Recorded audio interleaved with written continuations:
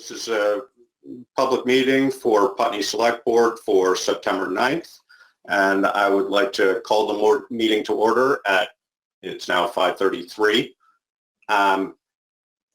And I would like to just say this is, we have a lot of people on the meeting, and this is going to be hopefully not too much of a technical challenge for us, but I am depending on Alyssa Harlow to follow information in the chat box, which on my screen anyway is the small bubble in the upper right-hand corner.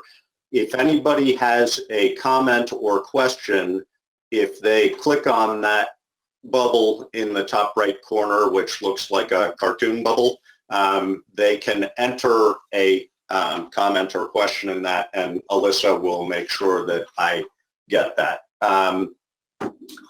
Hopefully we will be able to proceed relatively smoothly with that. If we have technical glitches with it, we'll have to figure out how to move forward on that. But do we have any adjustments to the agenda? I have two. Okay.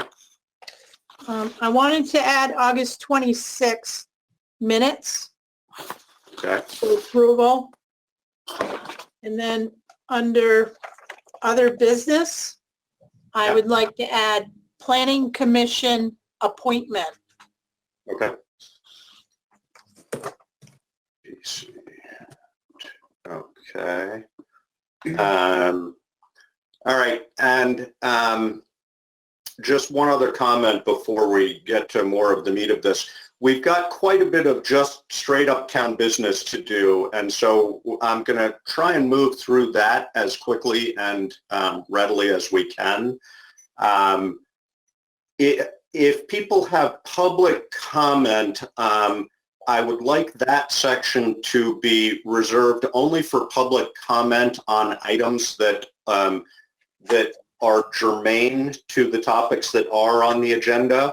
And then if we have other significant business where I have a feeling the reason many people are here, I would like that to fall into other business so that we can really move through the town business end of things first and then have greater discussion later on in the meeting. So I hope that's acceptable to everybody. So I would, David, entertain, well, I'll make a motion to approve the minutes of August 18th and August 26th.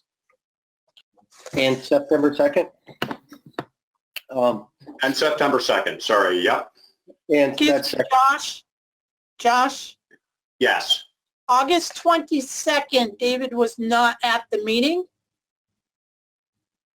August 22nd. I don't have Or August 22nd. Sorry, 26.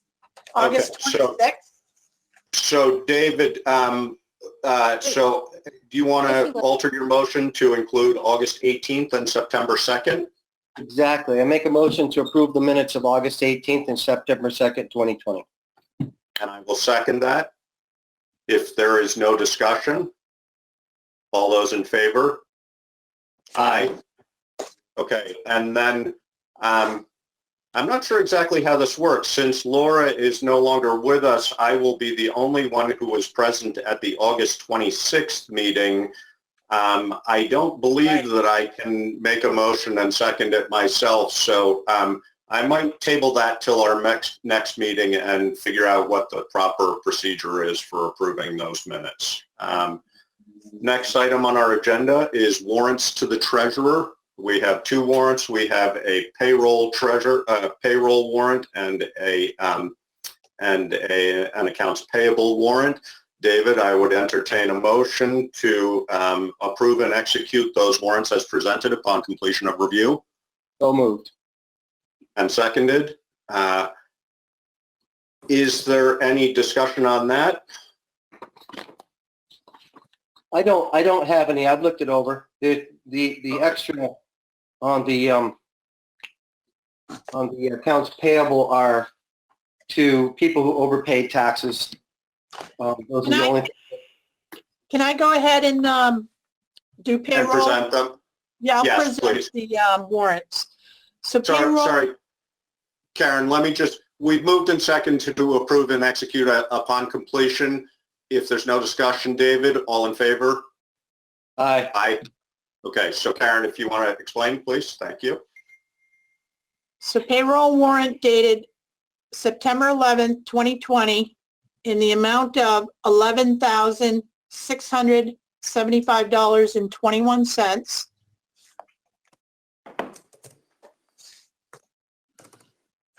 I don't have any questions about that. Neither. And then accounts payable warrant dated for September 11th.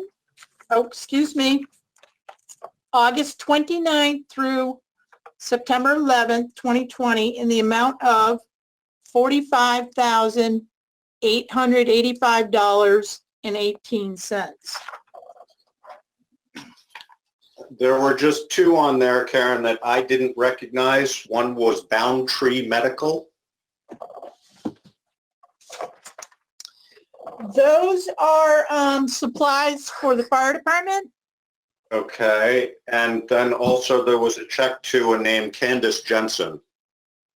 And that most likely is for Jensen. It's Library? more significant than For most library. of the expert. Okay. Yeah, is that the, it's The book or the writing that she's doing for the library? Yes. Okay, thank you. All right, those are the only two that I wasn't sure about. Okay, so next on our agenda would be public comment on items not on the agenda. And as I just said, if anybody has come since, if we could keep this limited to comments about the business germane to tonight's meeting and then reserve other comments for other business, that would be appreciated.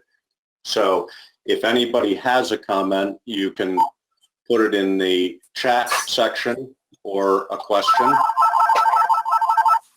Josh, did you mean that if you have a comment that's not related to the agenda, you want us to wait, or do you want us to do the comment That now? would be, that, well, what I'm trying to do, Liz, is I'm trying to get through, I think that was Liz, I'm trying to Yeah. get through the town business portion of it, so select board items and town manager's report readily so that we can move on to a larger discussion that I think quite a few people are here for. So if you have comments, yeah, I'm sorry, it's confusing because it's public comment on items not on the agenda, but I really would rather reserve that for other business. But if people have a comment they feel they need to make now, they're welcome to ask. I can wait. Thanks. Okay. So Peg Alden has asked to have members and staff introduce themselves. I am Josh Laughlin. I have been the vice chair of the board. Most recently, Laura Chapman, who was our board chair, resigned as of last Friday. So I think by default that would make me the current chair. And David? I'm David Babbitt, and I'm the clerk, select board clerk. Karen? Karen Astley, town manager. And then the other staff member we have Alyssa Harlow, who is not on camera at the moment, but she is taking minutes for us and also organizing the chat. And John Johnson also. Sorry, say that again? John Johnson, town clerk. And John Johnson is town clerk. I'm not sure whether he's here officially in that capacity or just as an observer, but he is. John, you want to introduce yourself? I'm here as an observer and a member of the Equity and Inclusion Committee. Okay. Thank you.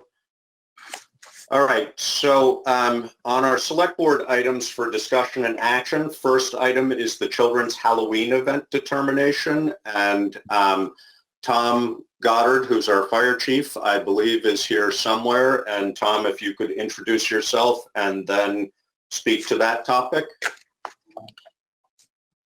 So Josh, he's not with us? Oh, he isn't? Okay. Oh, that's right. He had a conflicting meeting. Correct. So Tom submitted to us, and it's in the package, and I don't know whether everybody, I'm assuming there's a method by which people can access the package of information, but I'll see if I can share, but okay. I tend to not do that well because I'm not used to virtual meetings. So I didn't see this one. Well, hang on a minute. Let me see if I can share it.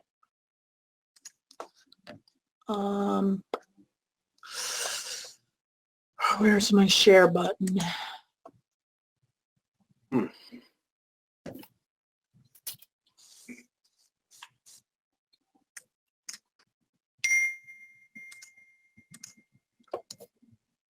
Oh, I can't even share it though. Karen, okay, so Yeah. just in the interest, go ahead, Alyssa. I think it's Ruby. Ruby. Oh, sorry, Ruby. Yeah, go I ahead, was Ruby. interjecting just to see if you wanted me to summarize. I did see that, and I think we could make fairly quick. Just I can tell you what it said, and then just get through this agenda item. There Yeah, it is. Can you see it? There it is. It's quite small on my screen. Yeah, no, that would be great, Ruby, and I have it in front of me also, so if I pick up on anything that Sure. that you don't see, I'll comment on it. But this is Ruby. Can you introduce yourself? And So my name is Ruby McAdoo. I'm a resident of Putney and a parent in town, and I am one of the primary organizers for Halloween in Putney. And so at the last select board meeting, there was a discussion about, I proposed that we close Kimball Hill and consider having a controlled event, and that was tabled, and Tom went to the state to find out kind of some clarity around what guidance has come down. None has. The end result, and you can read it on the screen if you can, zoom, is that Tom recommends not having any event that would put anyone in contact with each other in a way that would be unsafe, which I think ultimately that means any organized event where people are gathered.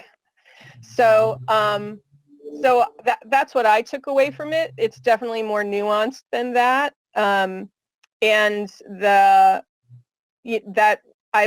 what I was expecting to hear from Tom and from the state. So as an organizer, I still, that doesn't necessarily mean that Halloween, the spirit of Halloween is canceled, but it does mean that Halloween in Putney, as we knew it, won't happen. And so the two things that I'll be doing is, and I've emailed Tom and I copied Karen, we are, the thing that we're considering the most strongly now is a car scavenger hunt. That does not come without any, like we still have planning to do around that, and there's safety measures around traffic and what does that mean.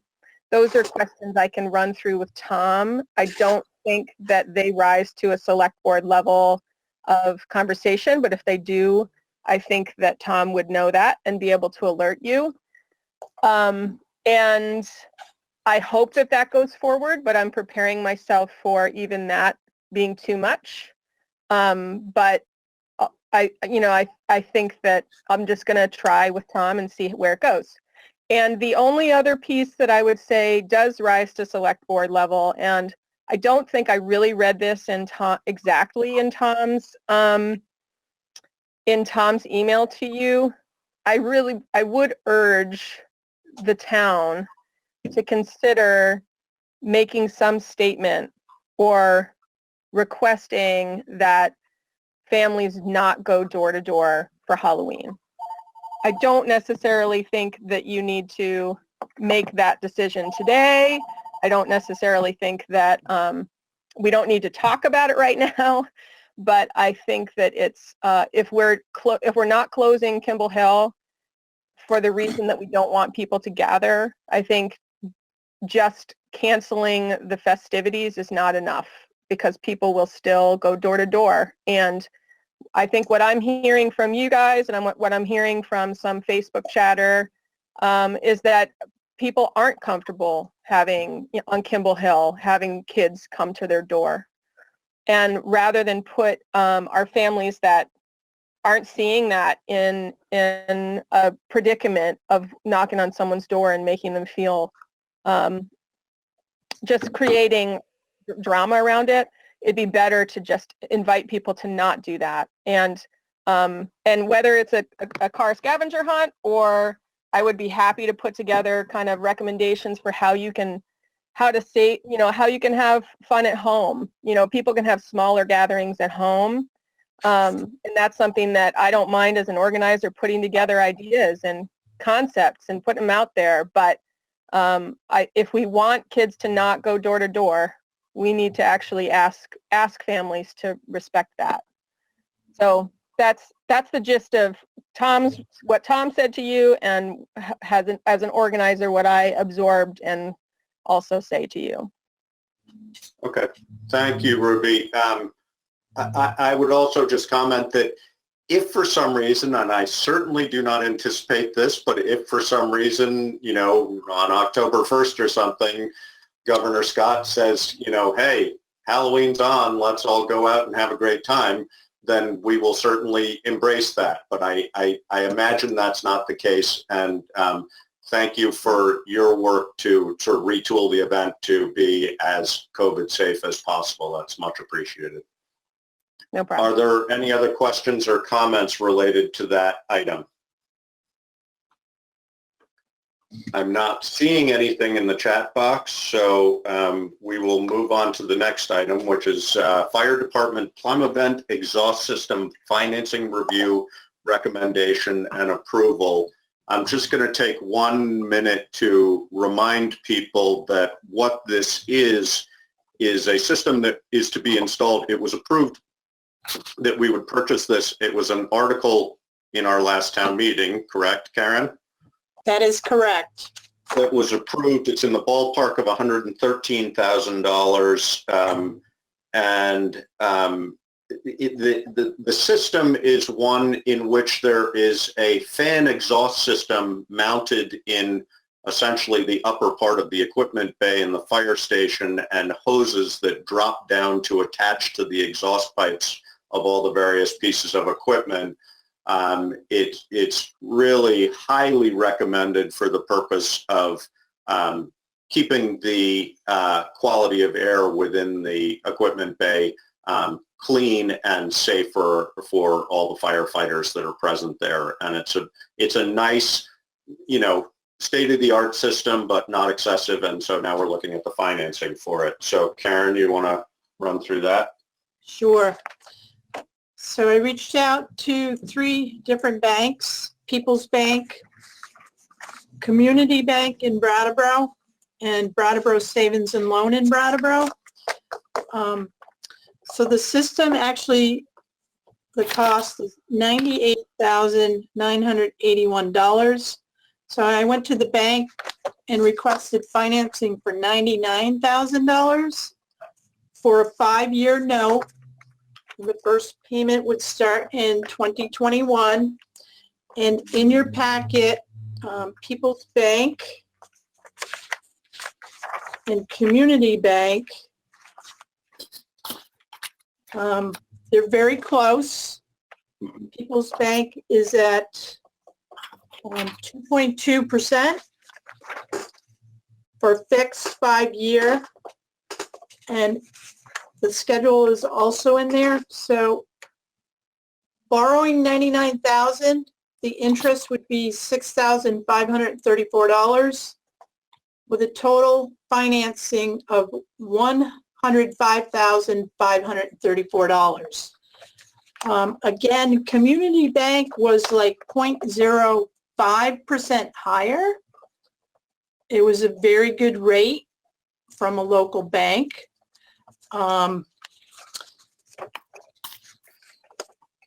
Although I'd like to stay local, our banking is with People's United Bank, and they've been really good to us, and we don't seem to have an issue. My recommendation is to go with People's United Bank at the rate of 2.20% for a fixed 5 years. Would you like to move that, David, to approve Karen's recommendation? I'll make a motion that we, sorry, bear with me.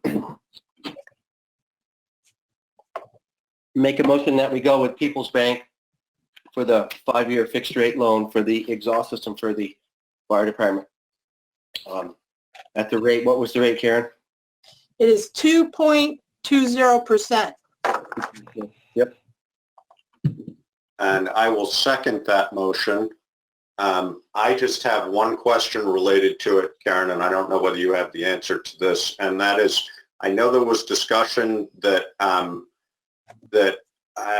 believe it's the hazardous waste emergency Yes. operations state houses a vehicle with us, and they had said they might be willing to pay some portion of this. Do we know anything about the status of that?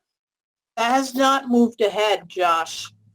Okay, so I guess if we approve this, we go ahead, borrow the whole amount, and if we are able to motivate the state to help us with that, then that would be a reimbursement to the town on Correct. this. Yes. Sounds good. Are there any questions? Sorry, go ahead. Questions? What percentage, what value were they willing to, in the beginning, did they say they were willing to contribute? Do you remember what that was? I want to say it was in the ballpark of 10% of the costs involved. I think they felt, I can't remember exactly how many vehicles are in the department, but one of them belongs to them, and so it was based on sort of the percentage of the number of vehicles, somewhere in the range of 10%. Right. Got it. Yes. Okay. Are there any other questions or comments related to the Plymovent exhaust system financing? I'm not seeing anything in the chat box, so it's been moved and seconded. We've had some discussion. All those in favor? Aye. Aye. Unanimous. Okay, so our next item is fire truck bond bank financing determination. Karen, if you want to elaborate on that. Sure. So I will reach out to the bond bank to see where the interest rate is currently. Tom is not here to speak regarding the new fire engine. So the request is to table it to the next meeting if possible. The other thing Want to too, make a I want motion to table it? Go ahead, Josh. David, you want to make a motion to table Make a it? motion to table the fire truck bond bank financing determination until next meeting. Okay, I'll second that motion. If there's no discussion, all in favor? Aye. Okay, so we'll table that till our next meeting. Next item on the agenda is the black locust tree estimates, and I don't know how many people have followed this at all, but very sadly, our huge black locust tree that is just to the south of Town Hall at the southeast corner, I guess it would be, has started to shed some fairly large branches onto Town Hall, and we've gotten an evaluation from a qualified forester, and the determination is that we would be wise to remove the tree. So we decided to ask for estimates for that, and Karen, would you like to run us through that? Sorry about the noise in the background. They are doing the landscaping over here. So I have 3 estimates, and you should have them in your packet. And I'm really sorry that I can't share all this stuff with the group here. I just have a hard time navigating so much information. The first bid is for Mayott's Tree Service and General Maintenance. He's given us 3 different prices. And my suggestion is, if whatever company we approve, having them take all of the wood, so the entire tree and all the chippings, is the best solution. I talked to Brian, and he does not have the equipment to actually load anything into the dump trucks. So Yeah. we take a chance on breaking a piece of equipment, and I don't think that's best practice. So my recommendation is that whoever is awarded the contract, that they take all of the wood, and then we can talk about like grinding the stump. That's an extra cost, but we may be able to just leave the stump there. So Mayott's given us 3 different estimates to remove the tree, chip the brush, and just clean everything up and stump grind. It's $2,175. Now, if we do not grind the stump, he will take the tree, chip all the brush, and clean up the wood for $1,875. The second estimate I have is from Renewal Tree Care in Dummerston. Take down and remove locust tree next to the building for $2,500. And then Hanson Baldwin Tree Care out of Vernon, Vermont. Remove locust tree, chip the brush, remove all wood, complete cleanup, no stump grinding for $4,200. My recommendation to the board is to award Mayott's Tree Service and General Maintenance from Guilford, Vermont. And I would like to talk to him about the stump. But I think for right now, if we went with remove the tree, chip the brush, and clean up the wood at $1,875.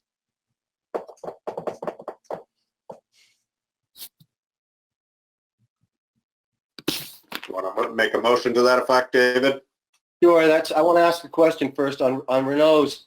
Here's Why don't you make the motion? Why don't you, well, yeah, okay, sorry, go ahead. Ask. That's fine. I'll make a motion that we do the Mayott's bid for $1,875 to remove the tree, chip the brush, and clean up the wood. I'll second that motion. So now, sorry, David, discussion? The question was for Renault's. His description is very vague. He's not talking about chipping the stump, and he just says clean it up. Chucky or Mayott's was very clear about what he would do, and Renault's was not. And I just didn't know if you talked to them what he said. I did not. Okay. It's even with or without David, it's still, as you can see, it's still a fairly significant difference in money. So Right. And if we had Chucky do the stump grinding too, even at $2,175, it's still lower than Renault's. Not by much, but, still saving some money. Anybody have any strong feelings about the stump? sorry, what was that, David? I couldn't hear. Anybody have any strong feelings about leaving the stump there in the flower bed? Well, we might be able to put a small cherry tree in the middle. We'll have to see how low they can get it to the ground, David. Mm-hmm.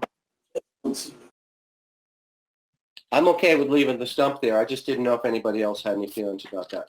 Because we put Sounds like Alyssa has a comment.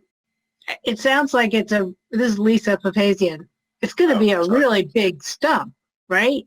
Like, so if it's, even if it's ground, even if it's cut to the ground, that's a huge area that nothing is going to be able to grow on for a while. So, We're not Well, sure, Lisa, we're not sure what's in the middle.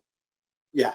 It's hollow, so until we get it down, we're not going to know.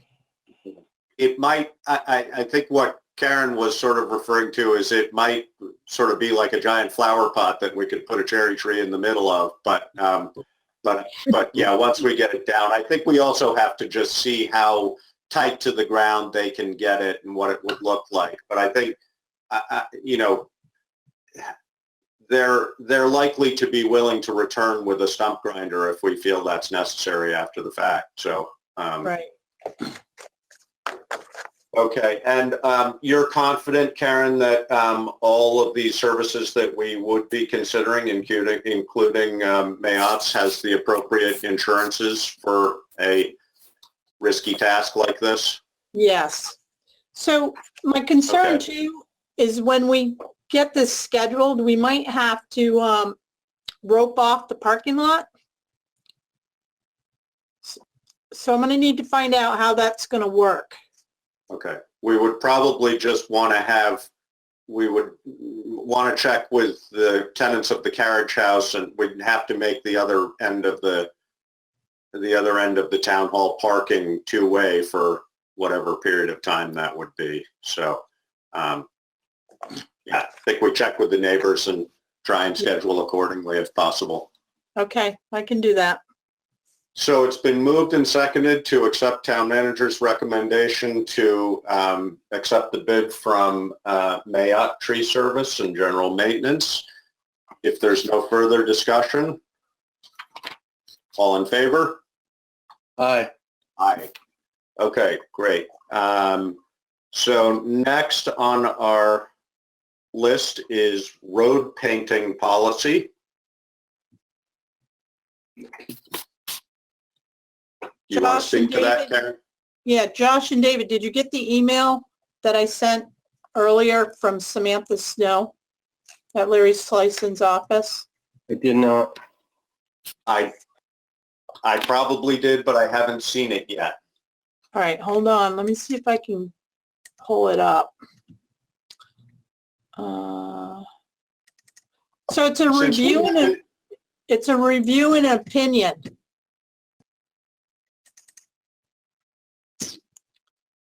Okay.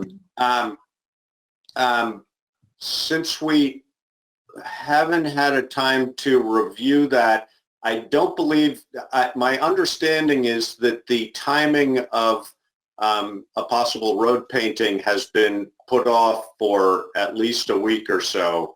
I would suggest that perhaps we table it and allow David and I to look at the opinion. So I'll make a motion to table. Go ahead. Yeah. You make a motion I'll to make a table. motion to table this item till the next meeting. I'll second that.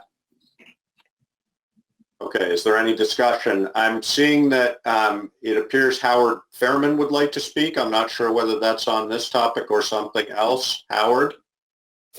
Yes, on this topic, but you've made the right call of tabling it since you have information that you've not read yet. So I'll pass for now. Yes. Okay, thank you. Josh? Okay, so it's been, yeah, go ahead. So I have one comment too. I did share the review and the opinion with the Equity and Inclusion Committee. Yeah. Just so they have it, because I know they were scheduling to do the mural. Okay. Does somebody on the call, I just heard today that the mural had, I believe it has been rescheduled for the 27th. Can somebody confirm that? Hi, Josh. That's my understanding, Josh, for the This is 27th. Jamie. Hi, Jamie. What Can you hear me? I just wanted to let you know that, Go ahead, Jamie, sorry.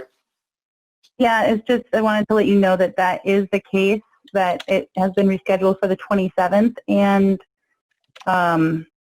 There's something else you said. I can't recall. Was there another question? No, I think that's it. Thank you. So it's been moved and seconded to table that until our next meeting. If there's no further discussion, all in favor? Aye. Aye. All right. But I have that question. I didn't receive the road. I didn't see anything today from you, Karen. Can you tell me where it was sent? Is this Jamie? This is Jamie Comtois, yeah.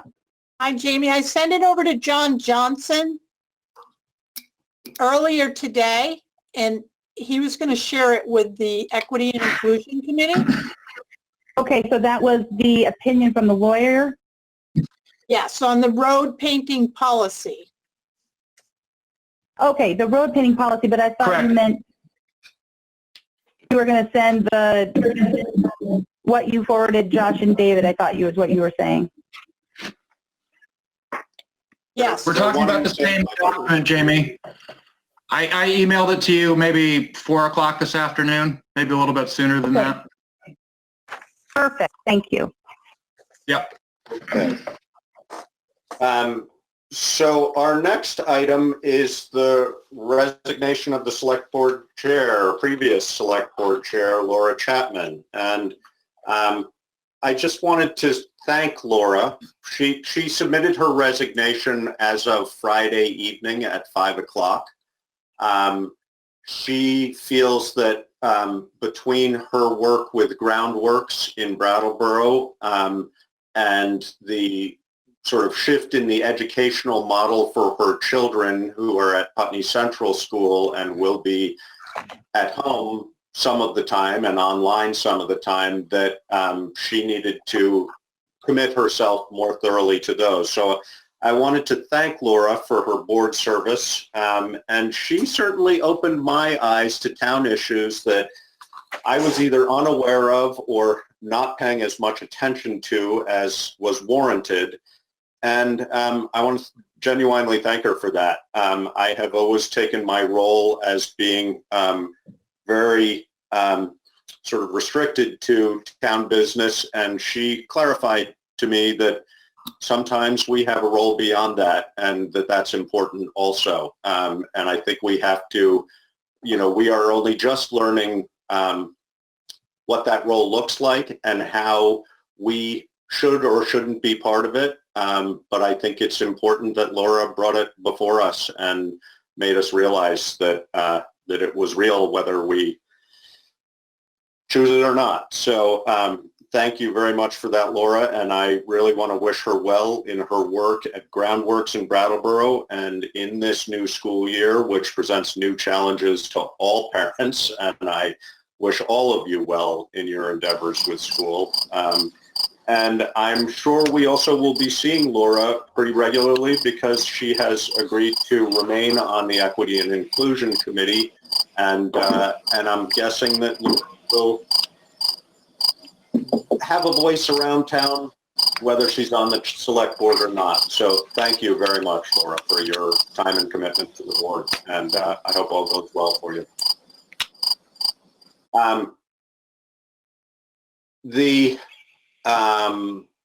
There's a question that, sorry, I'm clicking through. There's a question of what the process is to replace Laura. I don't have the statute in front of me. The process is that David and I are tasked with appointing a replacement select board member. We have not yet met about that, and we will be doing so within the next couple of days. We will look into how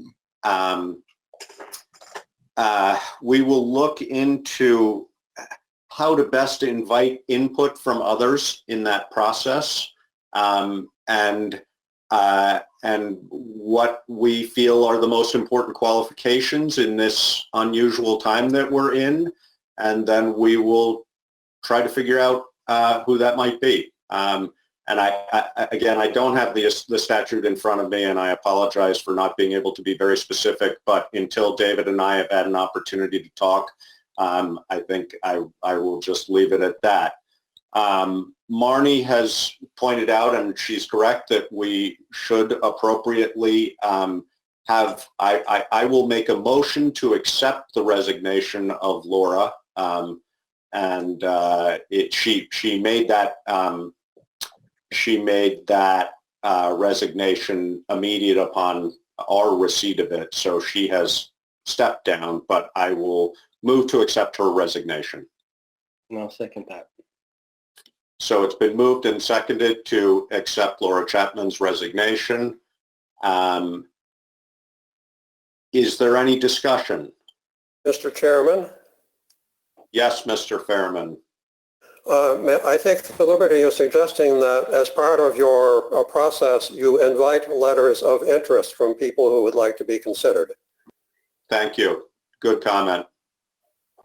So anybody at this meeting or anybody who is aware of somebody who might be interested, please make the town manager aware of that, and we will, or if you're interested, or if you know of somebody who you think we should speak to, it would be great to have that input from you. Any other comments? May I make a comment? Yes.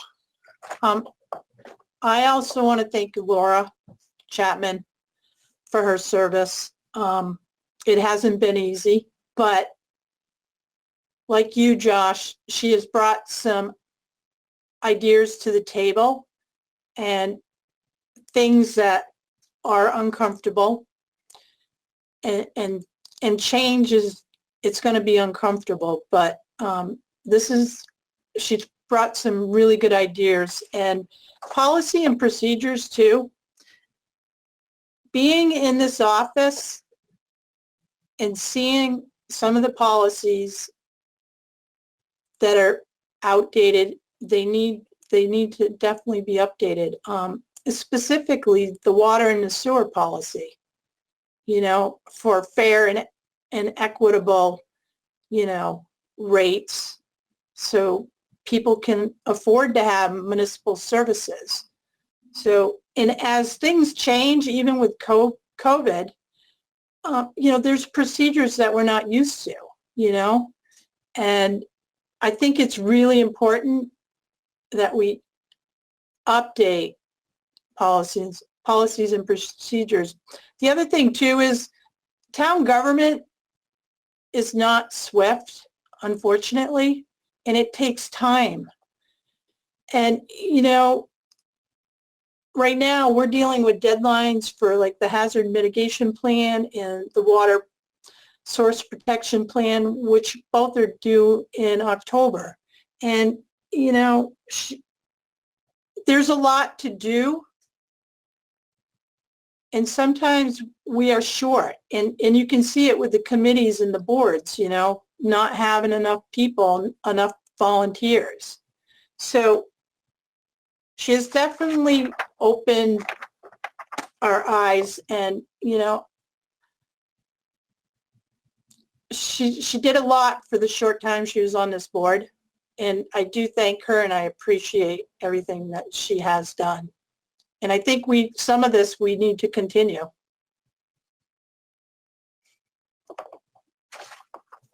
Thank you. Any other comments, questions?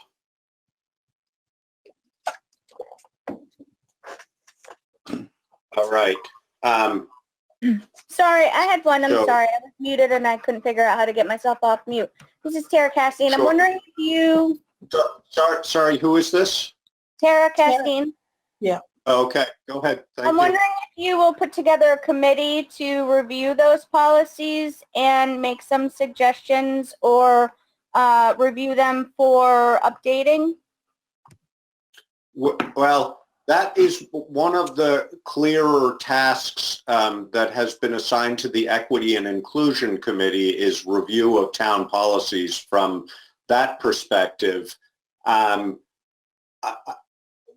It's very sort of policy specific as to how we would approach any given policy, but I think that we are working our way through looking at at the different policies and the implications of their need for update, and trying to most appropriately appoint or ask for input from people who are helpful in any specific policy. But overall, equity and inclusion has definitely already been playing and will continue to play a significant part in that.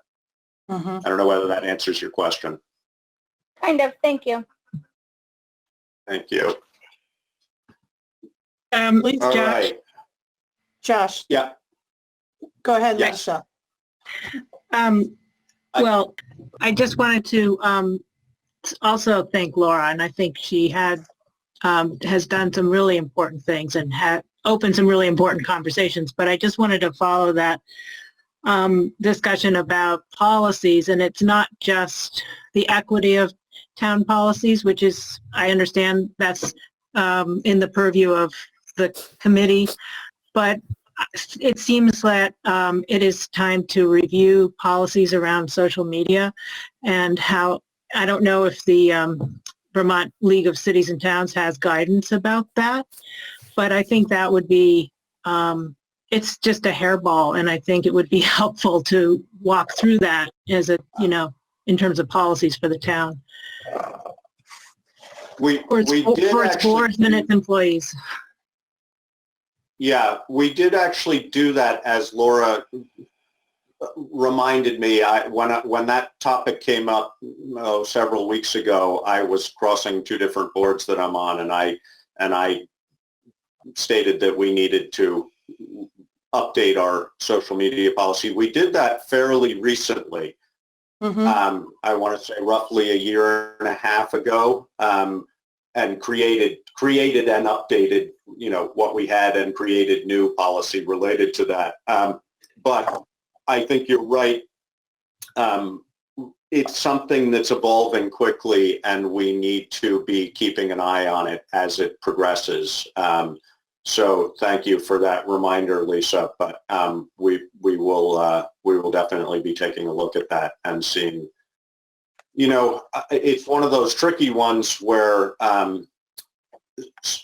some of the need to of what one needs to include in that is so obvious, and some of it is really elusive. And so just, I think, again, because it's a fast evolving field, just being on top of it and staying ahead of it is important. So we will do that. Thank you. So can I comment? Karen? Yes. So we did do the social media. You adopted it in June of 2018. And Lisa, we do utilize VLCT because they give us a model to go by. So in the last couple of years, the select board has adopted several new policies, like conflict of interest policy. And we're working on the personnel policy to get that updated as well. And and we'll be looking at what is it, Alyssa, for financing, so we have checks and balances in place for that as well. So we're looking at a lot of different policies. They're not easy to pull together unless you have like a base template. And then you have to, it's a generic one, so you fit it to the office. But at least we have a base model. So that's an ongoing process, Lisa. It's rules of procedure, Karen. There it is. Okay. Thank you, Thank you. Alyssa. All right. So I don't believe we voted. It was moved and seconded to accept Laura's resignation. If there is no further discussion, all those in favor? Aye. Aye. Okay, good. Thank you again, Laura. So the last category under select board items, I titled this, Karen and I talked about this, and I perhaps used the wrong word in saying town manager status. Karen and I discussed, and she wanted to make a statement, and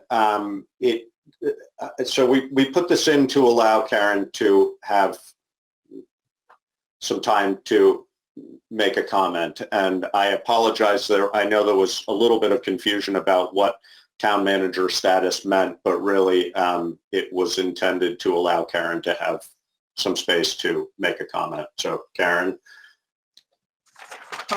So if I'm not looking directly in the screen, please forgive me because it is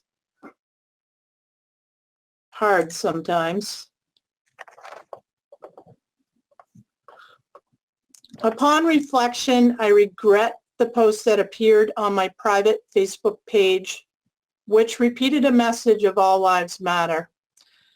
I now understand that post was perceived by many as showing my lack of support for the importance of the Black Lives Matter message.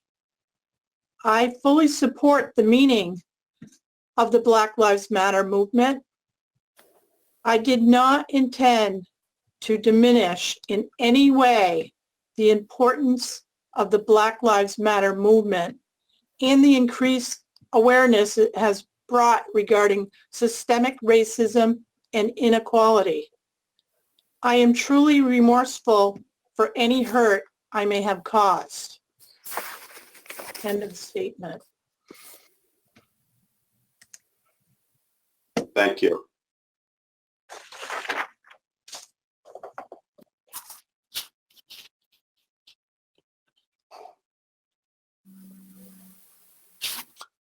I want to just add a little bit to that.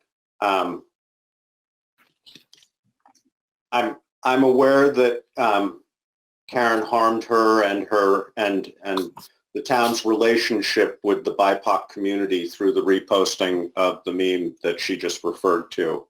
Her actions were addressed in executive committee, and I'm comfortable saying that because Karen said that in our last open meeting. I don't want to reveal anything about the contents of that executive committee, but I will say that the board was confident that her apology and interest in educating herself and working to regain the confidence she lost is genuine. I know that I am only at the beginning of a long process of understanding the implications and impacts of the widespread systemic racism that's present here in Putney, in southern Vermont, and throughout this country. And I am committing to doing the work that I need to do better in my role here. And I'm sorry for any disrespect that I've shown to the members of our community in any way. And I'm really hopeful that we can all work together to do the best we can to come through these very challenging times. And thank you all for your parts in working on these difficult topics. All right. Am I going to be able to make a comment? Yes, let's see. I'm looking if others have comments or questions. If anybody wants to say something, it sounds like Howard Fairman might want to say something. Pass for now, Mr. Chairman. Okay, thank you. There's Yeah, Josh, one. hello. My name Go is ahead. Mary. I'd like to just very briefly. Hi, my name is Mary Gannon.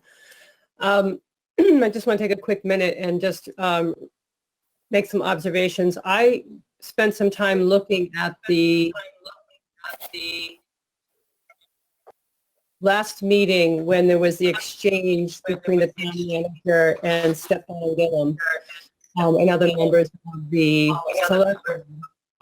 So, just so folks know, just to be transparent, the work that I do in the state of Vermont is around social equity and racial justice. I'm a trainer, consultant. I work a lot with community. I think one of the things that I wanted to point out, and I appreciate I'm really sorry, your sound is really breaking up, and I don't know whether that's only for me or whether it's others, but I'm having a very hard time hearing you. I wonder if it's better if I put my camera off. Sounds a little better. It's very crackly. I'm not sure why. Sorry. Do you have another device that's logged in as well? Because that happens. You get a lot of feedback. No, I don't. Your sound seems better at the moment. Okay, I'll try to do it quickly. I think what I just wanted to share with you all in terms of my observations, because I do a lot of work around these kinds of issues across the state with municipalities. And what's most important, well, there's many things that are important. One of the points that I wanted to make was, my observation was when I was watching the exchange between the president of the Windham County NAACP, when he came forward to express his concerns, one of my observations was that there were many people sitting, listening in on this meeting who are also elected officials, but I didn't hear them speaking up. I didn't hear folks also trying to engage with what was happening when that conversation took place. And at this moment in time where we are at, we're in a state of emergency right now in the state of Vermont around issues of racial justice. I don't think we have to look far in the media to see what's happening. And Putney, Vermont is now becoming a place that's on the radar of many groups across the state who are fighting for racial justice and who are also organizing around white supremacy. So I think one of the things I just want to share with you all is when these kinds of things are happening in public forums, it is of utmost importance that elected officials and other people in positions of leadership are stepping forward and speaking up against the kinds of behaviors or sentiments or social media postings or whatever is happening. We all have places where we need to learn. And I absolutely appreciate the town manager's expression of that tonight. We all are in a learning process around this, but we also need to, in places where we have power, we need to be stepping forward and making public proclamations against the kinds of things that are happening. So I just really want to encourage those of you who have the bully pulpit to find ways to step forward and speak up. For those of us that have privilege, we need to keep finding ways to do that. And so that we're not putting folks of color and other members of the POC, we're not putting folks of color and other members of the POC community always in a place where they need to be speaking up. And then oftentimes what happens is the narrative is that their tone was inappropriate or they were too angry and I couldn't hear them. When in fact, many white people who are expressing outrage are exhibiting the same kinds of behaviors. And that's one of my concerns also, is that I've been hearing in the community that people feel that Stefan's tone was inappropriate or too outspoken. We are in very challenging times, and I'm appreciating that this town's wrestling with those issues. But I just wanted to share some of my observations with you that I saw the other evening, because it's really important that the elected officials are finding ways to step up and speak out when they hear things like this happening. Thank you. Josh? Thank you. Yes. Yeah. This is Liz Adams. I'm speaking as just a community member and not as a member of the school board. The last meeting disturbed me a great deal. One thing in particular, and I may be wrong about this, and if I am, I apologize. But when I was listening to David speak, he said the following thing: in any given situation, the person who is more knowledgeable needs to act more knowledgeably, irregardless of their experience, irregardless of what they have been through. If this is not about Stefan, then I would like to know If it was about Stefan, I am going to call that out. That might sound like a good philosophy to live your life by, but in many situations, it does not make sense any more than it would make sense that you would expect a woman who was raped by a man to educate that man about rape. So I apologize if I misunderstood you, but if I did not, then I want some acknowledgement that it is not Stefan's job to educate this board. Absolutely. Can I speak to that? Yes, absolutely. So first of all, I'm just beginning to learn about this, and I know very little. I'm reading White Fragility right now, and I'm learning a lot. My comment was too vague. It should have been more specific. And part of that is because, one, public speaking isn't my thing. This is the first board I've ever been on in my life.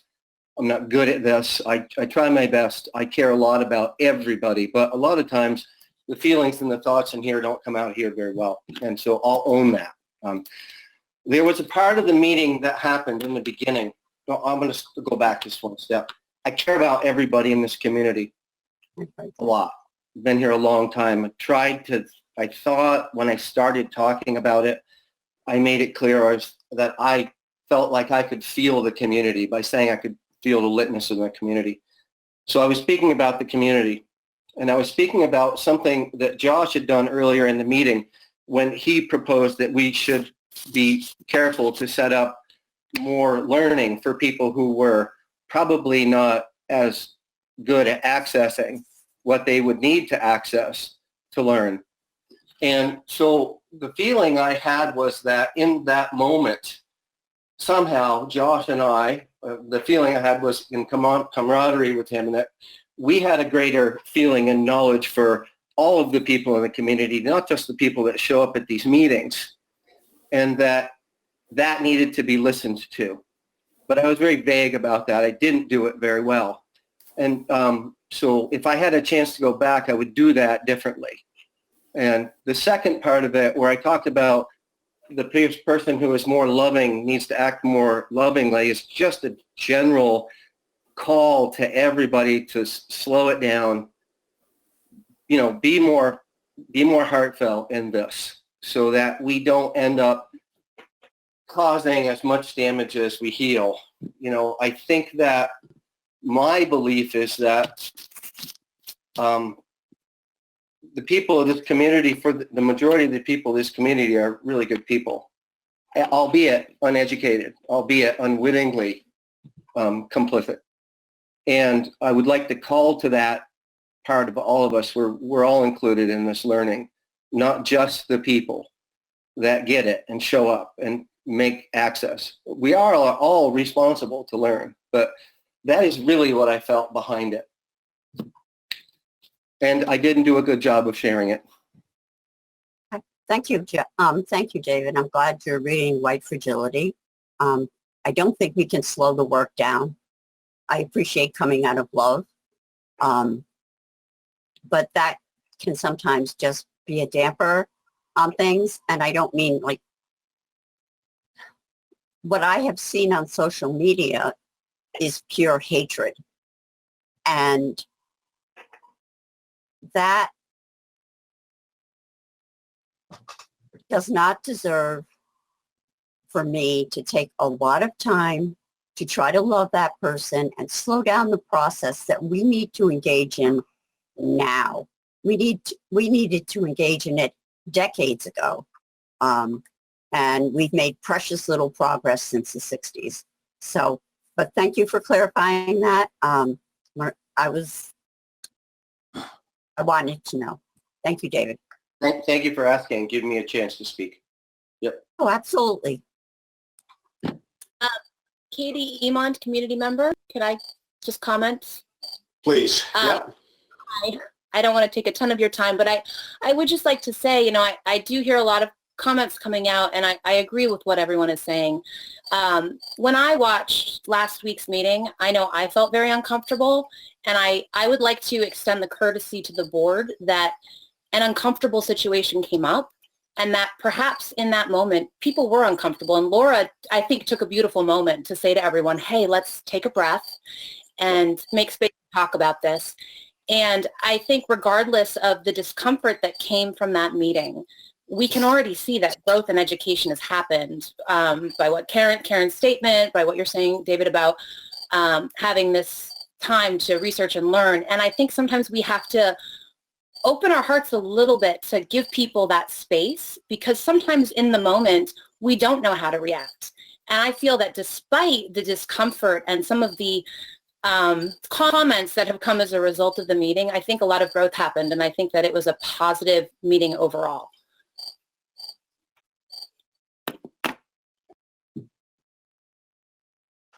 Thank you. Are there others that would like to comment or ask questions on this topic?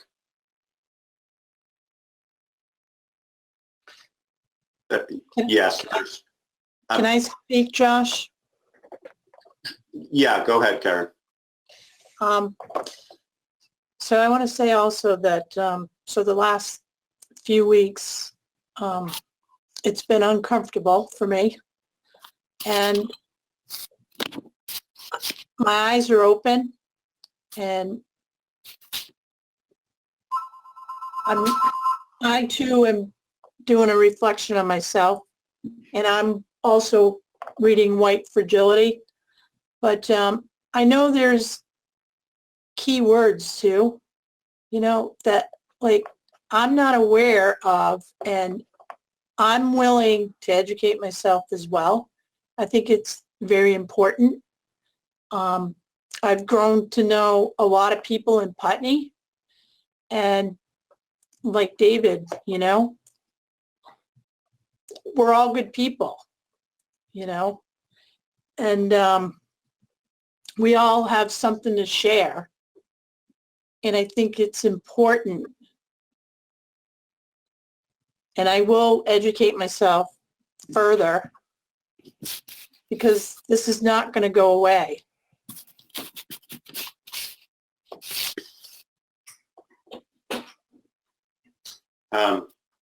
Tara O'Brien. Good evening. My name is Tara O'Brien. My pronouns are she, her. And I live in Brattleboro. However, I also am one of the collaborative directors at the Root Social Justice Center here in Brattleboro. And our founder happens to be a Putney resident. We have people who do work for us in the Root who are Putney residents. I am also the co-chair, co-coordinator of the BIPOC caucus here that covers greater Brattleboro. So that includes Putney residents. I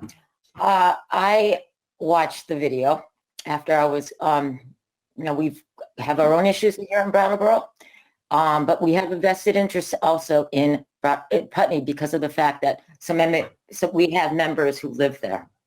I was highly disturbed at what I saw my good friend Stefan experience in that meeting.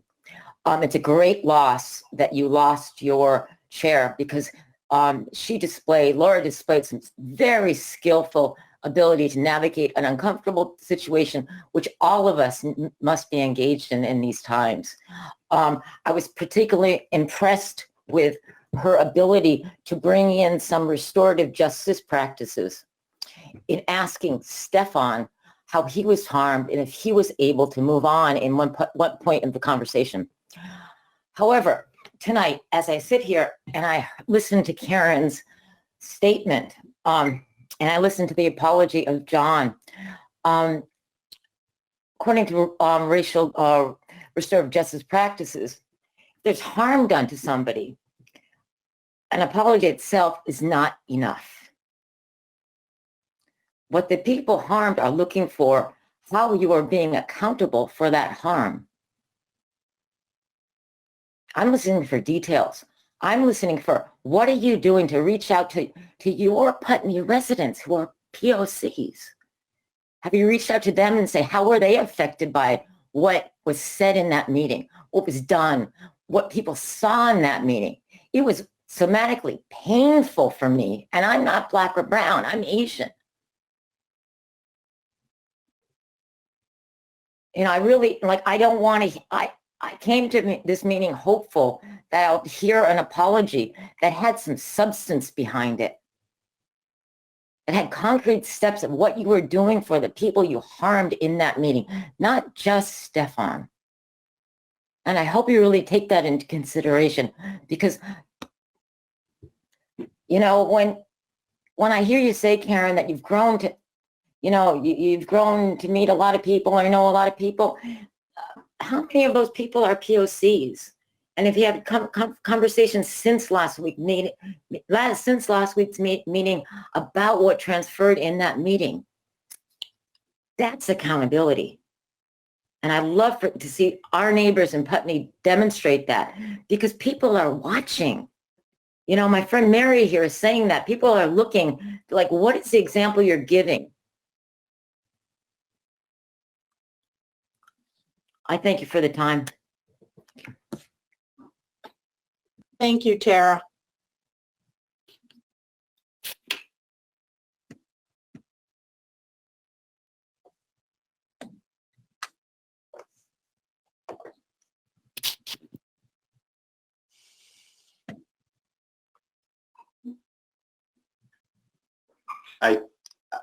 I think that one thing that certainly has come of this for me is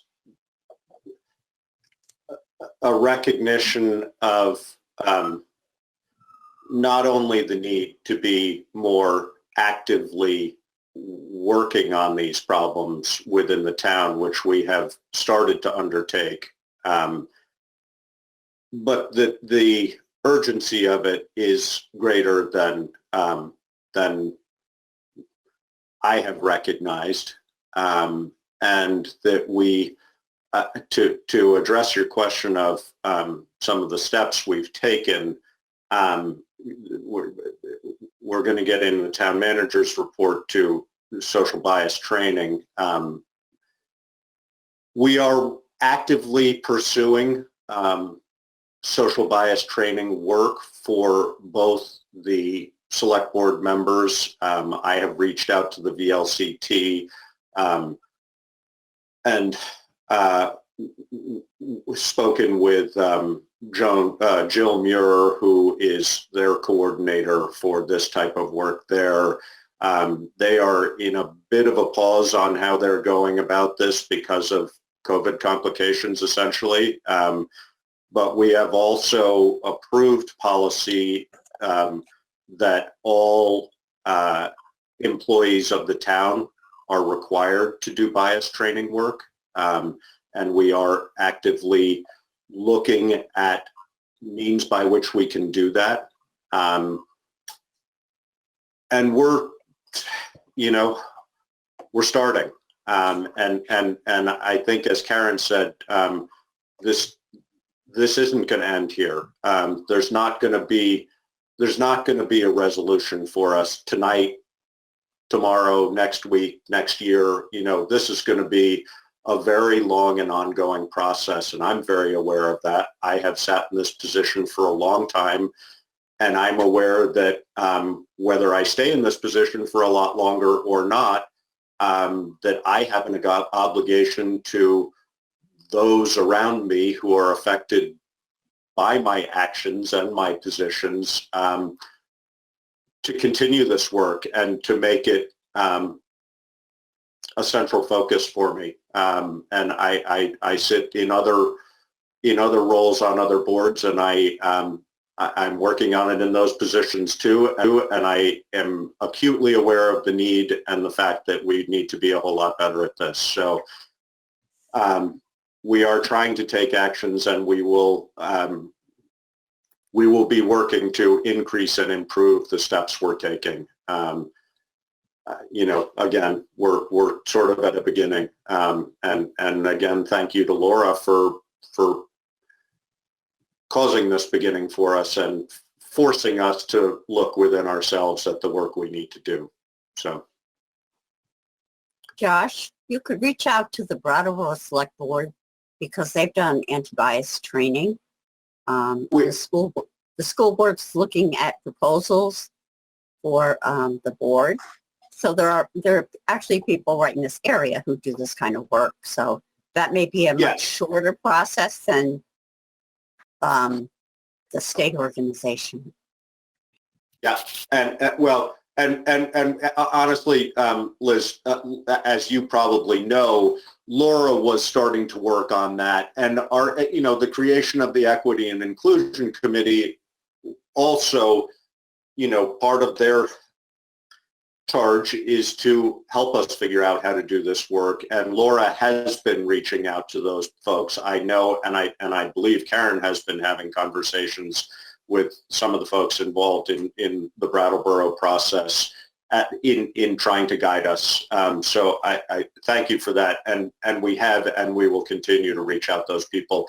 I know that Tom Goddard, our fire chief, and Chris Fellows, his assistant chief, have both started on this process through the fire department,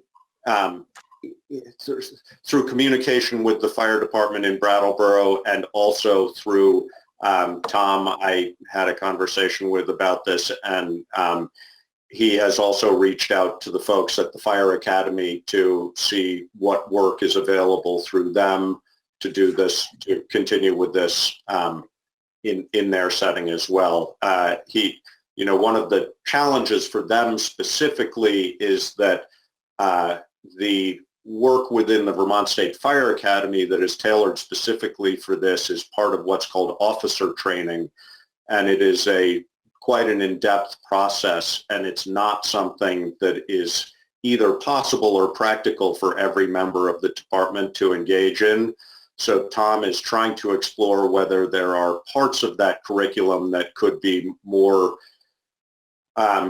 effectively brought into our setting to be helpful in this. We're also very aware that, beyond it being an issue across the entire town, it is also specific to our fire department, and we have had that conversation both in these open meetings and also on a number of different levels with Tom and with Chris and members of the department who are aware that and I've also had these conversations with Brian Harlow, who's the head of our highway department. We're taking the steps, and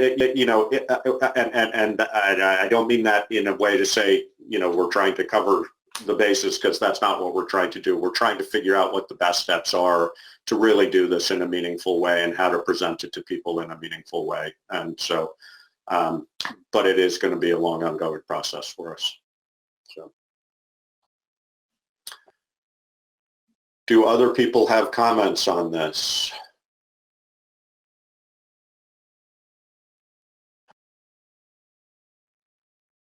All right. Somebody has pointed out, Mary Gannon, this conversation is all part of the work, appreciating all the social justice workers and allies on this call. And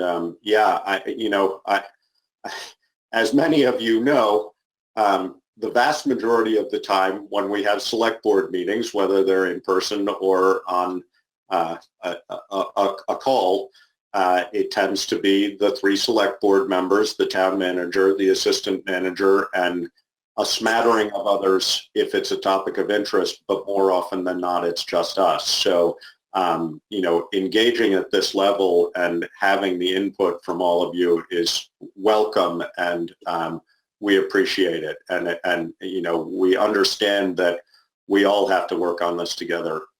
So thank you for your participation. Okay. There will be opportunity for other business if there's more, but let's return to town business for a little bit and get through the town manager's report. Karen, if you want to talk about the gravel pit conditional use permit.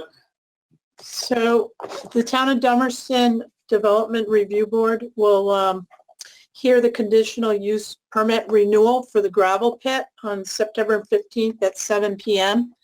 I will check with Lee, the road foreman down there, to see if he's going to attend, but most likely I will attend to represent Putney, because it's something that we have to do. And it's important to keep the gravel pit open. So I will attend that meeting. Unless one of the select board members would like to go. I'd like to go, but I probably don't have to. Sorry. I'm kidding. I'm kidding. I can try, Karen, and you can remind me, and I might be able to. Okay. I don't mind going, Josh. The next item on my agenda is Hickory Ridge Road paving status. So Brian Harlow did want to start in the fall here to do the bottom part of Hickory Ridge Road. He's going to wait until spring, only because he feels that he should do a little more extensive work in that area on the bottom part of the road. So he'd like to dig it up, get down to the base and, put a good base down and then pave it, and it would last longer. The thing with that is it's going to cost a little more money, and he wants to wait until the spring to see how much money he's got in his budget to possibly cover the whole cost. So he's looking probably at $125,000, and right now in the budget is $100,000. So he's going to wait, he'll look at his budget and then try to, based on COVID, we don't know where the budget's going to land. So we're trying to not spend money until we necessarily need to.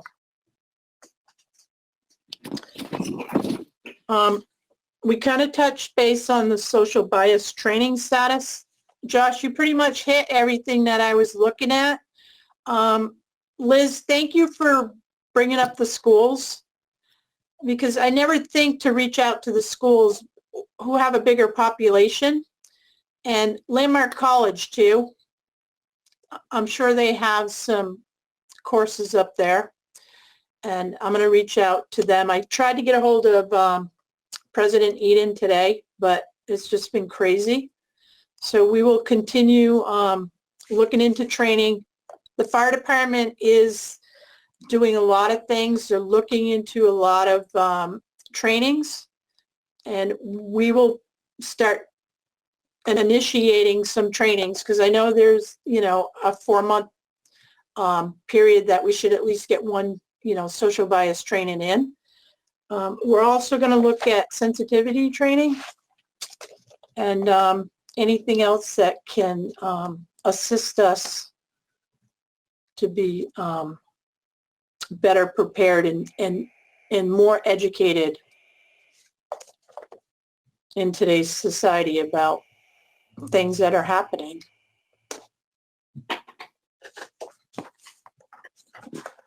Thank you, Karen.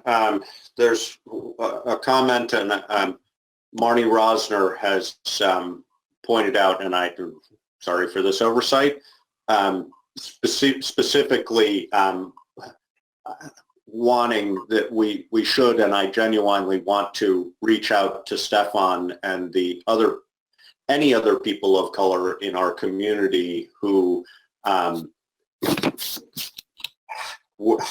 feel that this is not a welcoming environment. Please, we're learning. We welcome you to bring concerns to us about specifics. I'm aware, I am certainly informed, particularly by conversations with Laura, that she hears very specific current concerns about specific incidences, and I don't often hear those, and I'm not sure why that is, but I would welcome people, please, if you know of things that should be brought to my attention, that I'm more than happy to listen and hear. And also, Tara is pointing out that it's important to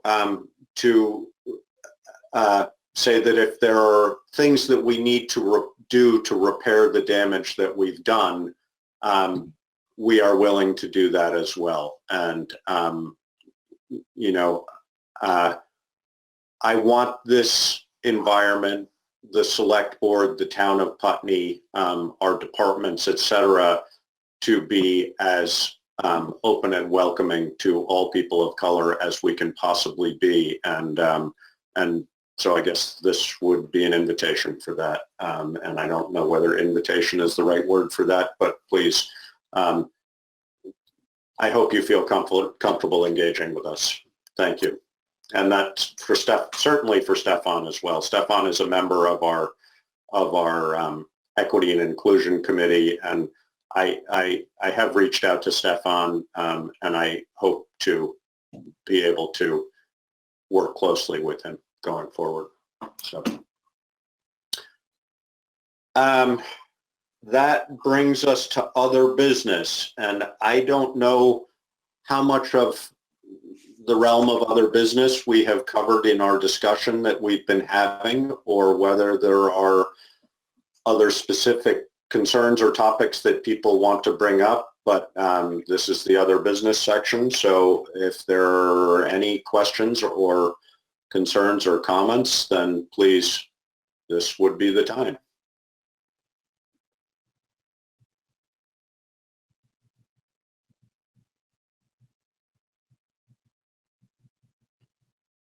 Amy, I thought you were going to speak. She with us? Jamie, are you with us? Liz, are you talking to Jamie Comtois? I am.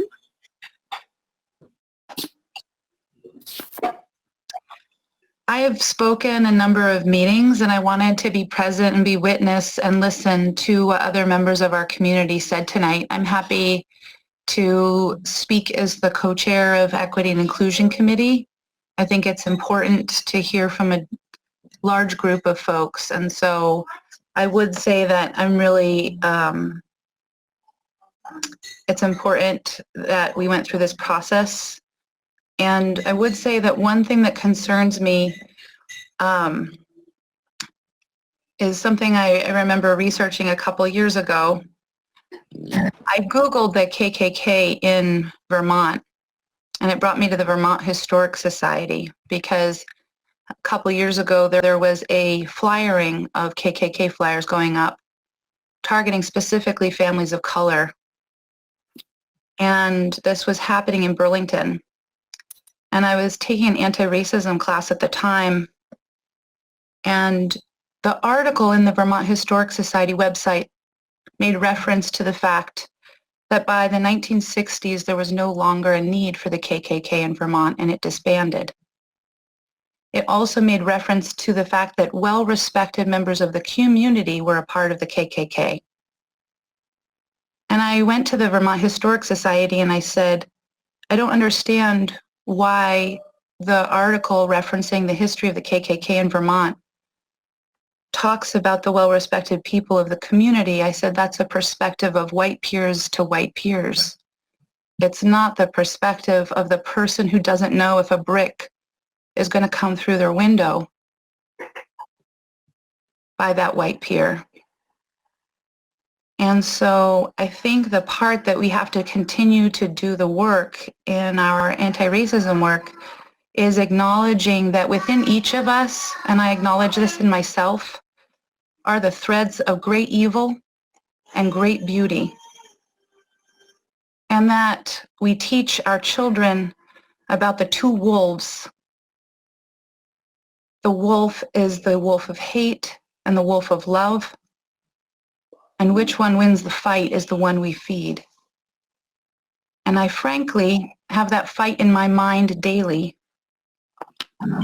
And I just think we're in one of those critical moments in the United States where Putney is a microcosm of what is happening nationally.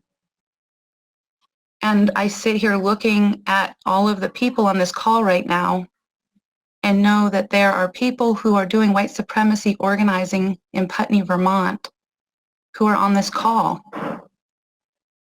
And so I think that we have to be really clear that there's those of us who are also harming our Black and brown brothers and sisters unintentionally in ways that are very dangerous. We might not be throwing bricks, but we could be saying, "Oh, you're so well spoken," or any number of things. Or saying it's not appropriate to bring up difficult discussions when harm is caused.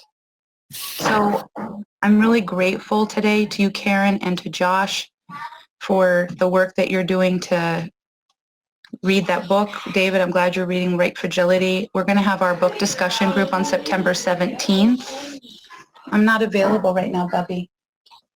We're going to have a discussion on September 17th, which is the Equity and Inclusion Committee for the Town of Putney, and the Putney Central School Leadership Council, and we'll be doing that work of reading and discussing white fragility. Looks like I'm going to have to mute because it sounds like things are escalating quickly in the background. And then I also invite folks to join us for the painting of the mural on September 27th. So I don't know what it was you thought I was going to say, Liz, but it was important for me to hear others today and see others, and I appreciate that.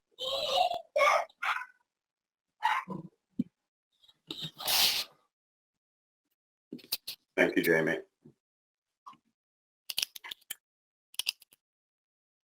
Do others have other business or other comments?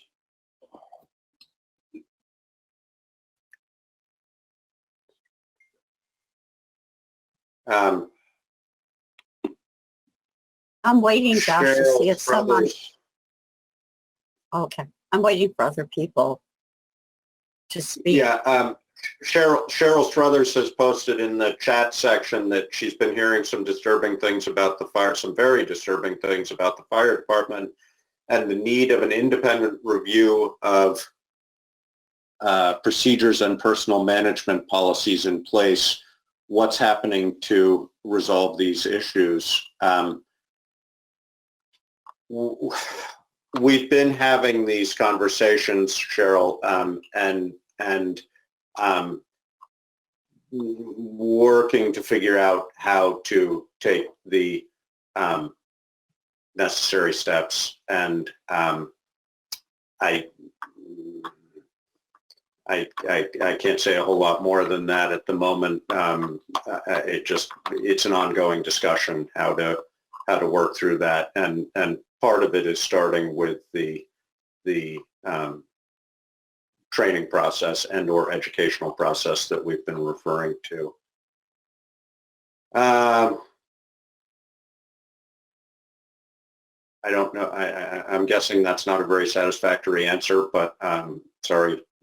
And as that evolves, we will try and keep people aware.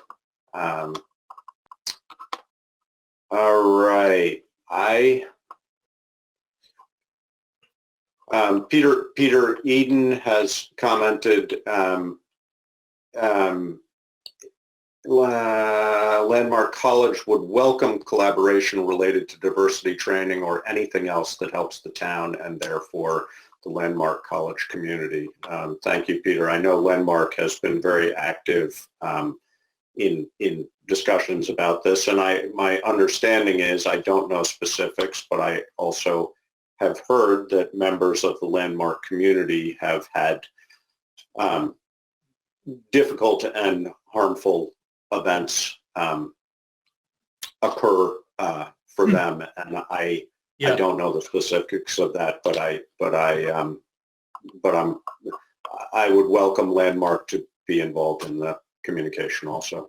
Well, thank you very much, and yeah, that has happened. Well, we already have tremendous members of the community, students, faculty, staff who are already engaged with you to try to help. Landmark is built on the notion that there are strengths in differences writ large, and we are eager to continue to help in any way, especially with the young student voice, and help us understand different perspectives. And we have people like Mark Thurman and others helping already. I couldn't be more proud of all of them. But that's really just the tip of the iceberg. There's so much more we can do if we're intentional about it and we want to work together. And I believe we not only want to, we have to. Yes. Thank you. I think Liz wanted to say something else. Before you speak, Liz, I just want to open it up for one more time for anybody else who has not made a comment and would like to make a comment. This would be an opportunity to do that. And otherwise, Liz, if you have something to say. Yeah, I thought Jamie was going to say it, but I will. On July 1st, the WSESD and the WSESU approved and adopted an ongoing social justice and anti-racist commitment. I'm not going to read it, but I can email it to you, and it might be something for the town to think about. But the school district is completely committed to this. And would you like me to email you what we committed to? That would be great. Thank you. I think that if you want to email it to Karen or Karen and David and I'm guessing a good place for that to go also would be our Equity and Inclusion Committee. But Karen can make sure that happens, goes to Jamie and Lisa and others on the committee, so that we all know what that, I'm guessing a number of those folks on that committee are already familiar with the policy, but yeah. But if we had copies, that would be great. So yes, please do email it. Okay. Josh, I'd like to bring up a point, if that's okay. Katie, Sure, you mind? Yeah. Oh, I can Go wait. ahead, Katie. No, that's fine. Go ahead, Katie. I would just like to bring up a comment about the sign painting that's been proposed. I guess it's gone through for the mural in front of Putney Central School. I also want to thank you, Jamie, for your comments. And you're a very eloquent speaker, and I think that what you said was absolutely beautiful. I am an educator and a firm supporter of the BLM movement, and I think that it is pretty incredible and beautiful that Putney has embraced this opportunity to show their support for the Black Lives Matter movement. However, I do want to voice my concerns as a parent. I think that we all agree in this forum that there is systemic racism. There are microaggressions within our society, and especially within our small town and our small community, that need to be addressed. And my big concern here is that by painting a 200-foot sign in front of the school where our children attend will bring out the opportunity for white supremacists, racists in our community to vandalize the sign, to hold protests. And I am concerned as a parent to send my children to school in a hostile environment when they are already undergoing so much stress and pressure from the changes that are going on because of COVID. I agree that we should support Black Lives Matter. And I really love that I live in a community full of people who are openly willing to admit that they have growth and they are trying to learn and trying to change. And I think that there are lots of ways that we can do that, but by putting it at the forefront of where our children attend school every day concerns me as a parent. I am an educator, and I can tell you that as an educator, BLM is built into my curriculum in all my classes. And I would just urge the community to trust our educators that they are going to address this issue in the classroom in a safe environment where children are surrounded by the support of adults who can weed out those racist thoughts and those racist practices without our children being in danger when they go to school. So I understand the motion is passed. And again, I love that I live in a community where we respect and understand that this work needs to happen. I just really wish that there was a way that we could do it somewhere else in town, somewhere perhaps, you know, banners on the Putney General Store or the town hall, or places where our children aren't met with the potential hostility that will come from those in our society and our town who are perhaps white supremacists or who perhaps need further education and don't understand what BLM stands for. Thank you. I was the one, at least in open meeting, who first suggested putting it in front of the school, and I don't know whether others had already been considering that option or not. You're not alone in that concern. I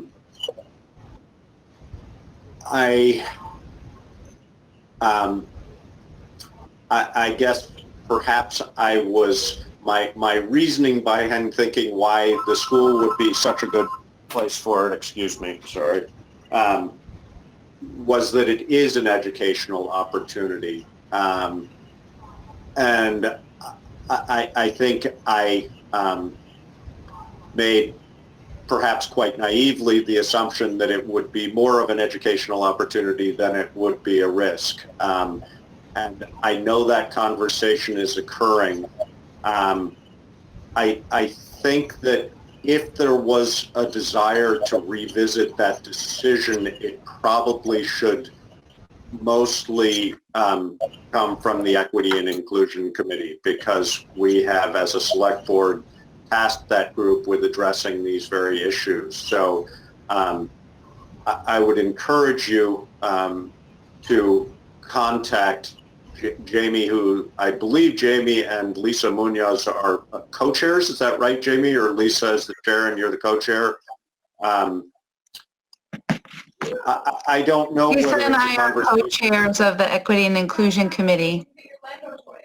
The recommendation on location was made during a select board meeting, and I think it belongs within the select board meeting, and we can make that decision at a future meeting if necessary, but we've proceeded with ordering paints, and I think we need to honor the fact that we had a vote and we've begun the process of going ahead with that. I also want to point out, is it all right, Josh, if I speak? Yeah. If you can be brief, because we're getting a number of comments in the chat, but go ahead, Jamie. I'll be brief just because one of the things that I have done over the last couple of years is speak or sit and listen with educators. And one of the ways that I think we unintentionally erase the experience of Black and Brown people in our community is saying that we all agree or that we're unanimous in something. In my experience, the harm that has been caused to Black and Brown people in our community, a lot of us don't know what's going on until we sit and listen, and that those children are also at school. And I think the part that is concerning to me is that, particularly as the chair of the Putney Central School Leadership Council, that one, we can't assume that we're all expert teachers in anti-racism. In my experience, it's taken me a long time to do this work, and I'm struggling to do it, with my own children. And so I've spoken to other educators who are on different journeys to their commitment to anti-racism work in the classroom. And so I've seen a real wide swath of different kinds of folks. I appreciate your commitment to anti-racism work in the classroom. But I also think that the kids are going to be under a tremendous amount of stress this year because our nation is in a very challenging time, and that the kids in our community are going to be experiencing a lot of, especially Black and Brown kids in our community, and others are going to be in other marginalized groups. I say that as a queer woman. We will be suffering in silence alongside you as national public policy is determined in these coming weeks and months that determines our equality or not.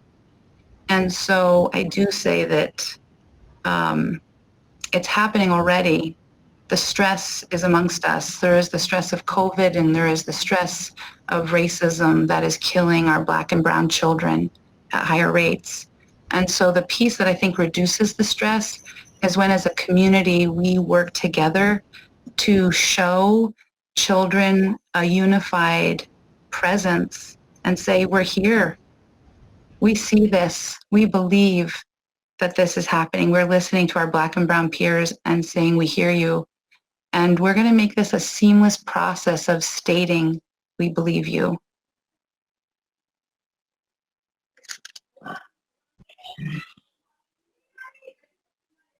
Can I say,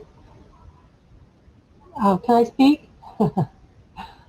I just wanted to share a little bit. I had spoken a bit with Jamie and with some other people, and I also had been thinking about the risk to children, and I noticed that Mike Maricki was talking about getting the town again to put a banner on the town hall rather than the focus being at the school.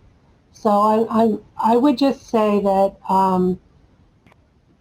my family's been in this community for a very long time. In the 1930s, my grandmother opened Putney School, and then because of that brought in so many of the other educational institutions that were bringing in to Putney not only, people of color and people of other religions that were other than what Putney was more used to, but also with SIT and bringing people, a lot of refugees from Europe and people from all around the world. And so we've watched the town response over a very long time. And I shared with Jamie the fact that when my grandmother retired, she and my uncle was farming in what had always been a Mennonite Amish community between Reading and near Reading, Pennsylvania. And we didn't realize, and my aunt was a Black American from Greensboro, North Carolina, was a chemist. She would go and work every day as a chemist in a foundry where she was the only woman and the only non-white person. And we didn't, and my uncle also made part of some land near the house available for families in Reading who wanted to come out and have community gardens, because there was no community garden then. And so through the 60s, a lot of the Black families from Reading would come out on the weekend and farm. And what we didn't realize, because I never had realized, that there was KKK alive and well in Reading and Bethlehem and all these little towns in Pennsylvania. And it turned out that the head of the local KKK actually lived on our hill. And so first of all, the mailbox got blown up, and it was very, very frightening to be in a rural area when you suddenly start getting a lot of death threats and hate mail and whatever. To be in a rural area where you feel so completely vulnerable,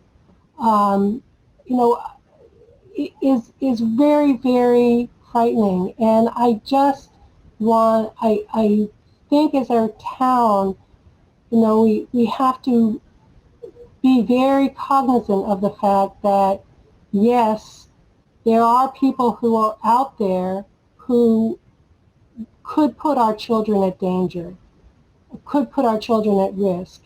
And we have to be, I don't have any answers to this, except that I know that what had happened in Bennington, the local police did not take the threat seriously.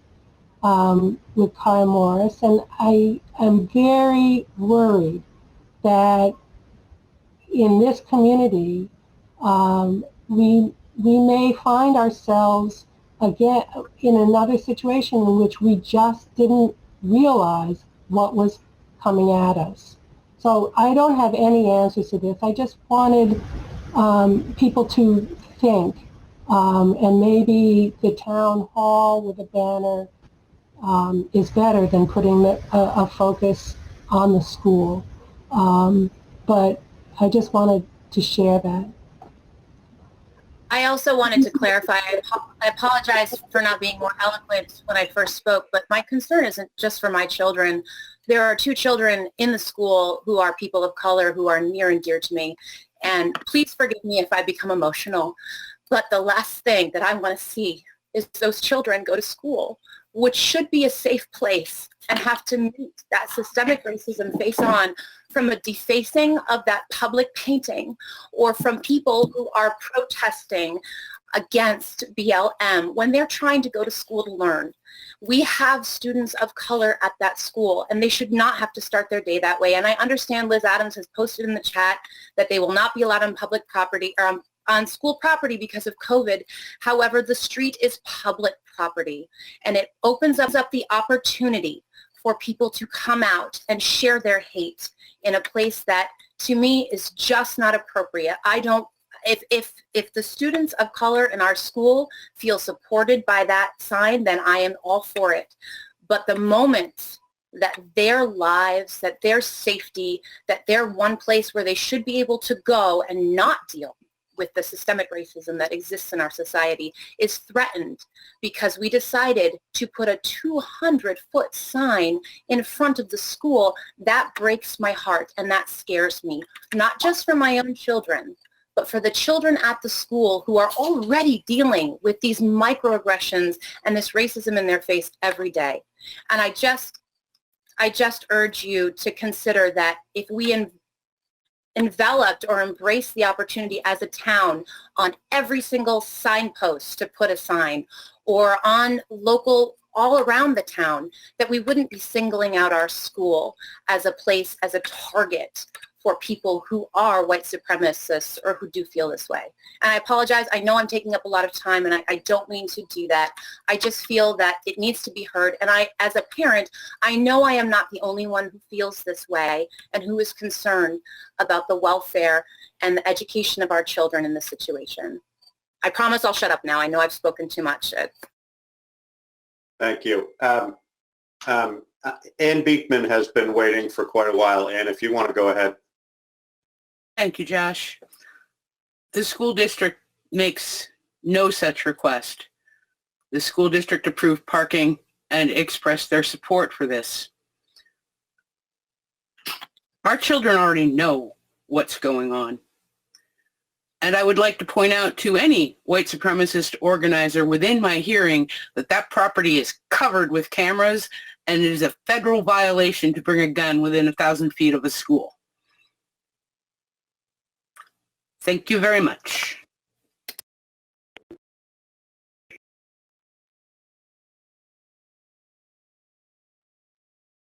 Are there others who would like to comment? Tara. Thank you again.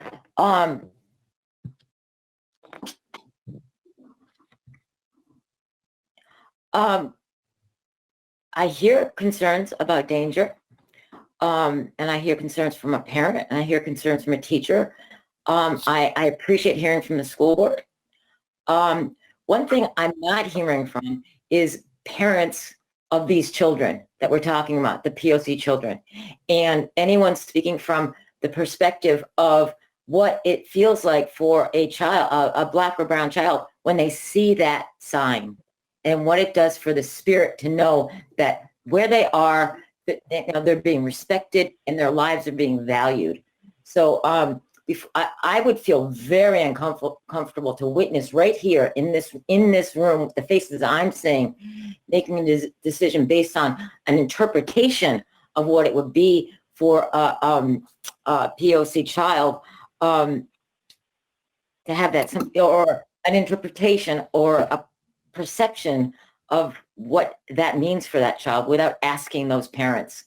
So if you were to change it, I would implore you to reach out to those parents first. And one thing about racism, I grew up with it. I grew up in Massachusetts. My first experiences with racism were earlier than elementary school. I have fond memories of that. I have not fond memories. I have vivid memories of that.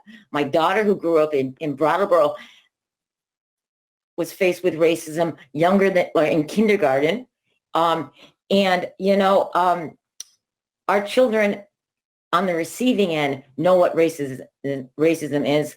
That means children on the other end of it know what it means. So I would implore you, if you're going to change it, please don't have the decision made by a group of white folks.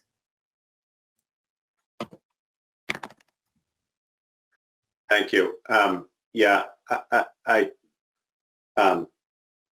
think that I will just repeat that if people have specific comments related to the location of this, that they bring them forward to the Equity and Inclusion Committee, because there are a number of people of color on that committee, and they are also definitely the best equipped to address what you're talking about, Tara. Not only the people of color, but the other people in that committee who have educated themselves more thoroughly than some of us and who are better versed in these conversations. So, and that committee will certainly, if there is a feeling of a change of heart within that committee, then that will be brought to us. But any of these concerns that are being voiced, please repeat your concerns to the Equity and Inclusion Committee. And if anybody, Karen, I don't know whether you can specifically, if somebody wants to get a concern to the Equity and Inclusion Committee, where would they go? Is that on, I know we have a section on the website, but I'm not sure whether there's contact information there. Yeah, I believe the contact information is there. Usually I send things to John Johnson. Okay. Which is fine with me. Okay. And John, what, just to remind you, your TM at townofputney.org? Clerk Not TM, at putneybt.org. And all of the, if you go to the town website, all of the contact information, including emails for all of the Equity and Inclusion Committee is listed right there. But I'm expecting to be back in the office shortly, and I'm happy to take these requests or comments. Good. Thank you. All right. I think we might be coming close to closing on this conversation. If there anybody else who hasn't spoken and feels a need to speak, I would welcome that. But otherwise, I think we've had hopefully a good and meaningful discussion, and it's all important, and it all highlights the need to keep doing this. So we're going to be keeping doing it in a bunch of different forums and in as many ways as we can creatively encourage it. Any other comments?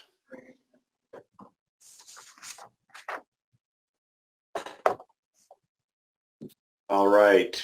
I'm going to ask for a brief executive session. So I'm just going to, before we enter that, there will be no decisions made at that session. But I am going to just remind people that our next meeting date is September 23rd. Jamie, I think I heard you say that book group is meeting on the 17th. I'm assuming there's also a scheduled EIC committee meeting, maybe not till the beginning of next month, but Can you let us know? We'll have our Equity and Inclusion Committee meeting at 6:30 on the first Thursday of the month. We'll have our first book discussion group next Thursday, 9 via Zoom on September 17th, discussing white stability, and the mural painting on September 27th. Good. Thank you. Okay. So I'm going to, as I said, there will be no action taken as a result of an executive session. And I would like to make a motion that we enter executive session at this time. And I'll second that. Can you tell us the reason?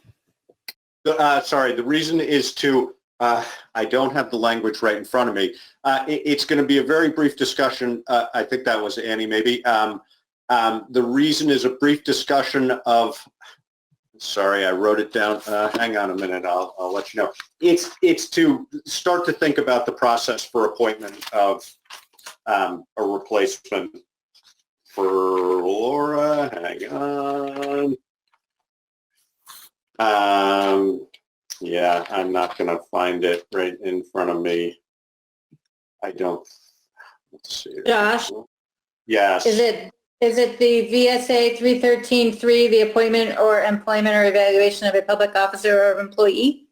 No, there's one that is more specific to the, it is under VSA 313, and it is related to the appointment of a public official. So it's very specific to the appointment of a, sorry, I had it written down and I don't see it, but it's very specific. It is 313 and it's specific to the appointment of a public official. Thank you, Josh. It is that statute in front of you. I have it at the office. Yeah, sorry. Anyway, the nature of our conversation is going to be to just try and figure out the first steps of looking into appointing a replacement for Laura. Thank you, Josh. Thank you all very much for being here. And I would encourage all of you to continue to join our meetings. And you know, be an active voice because it's really important and it's much appreciated, and it's rare that we have this many people on a call, and it's very meaningful. So thank you all, and we look forward to seeing you in the future. So it has been moved and seconded to enter executive session. I would also like to invite Town Manager Karen Astley to join us. If there's no further discussion, all in favor? Aye. Aye. Thank you all. Good night. So we have entered executive session. We just had a brief but good conversation about how we might go about finding somebody to appoint for the position that has been vacated by Laura's resignation. And our goal is to be transparent and inclusive in that process. That's going to take us a little while to figure out how we do that, but that's our goal, and we will be working towards that. We will probably meet again early next week in order to continue this conversation.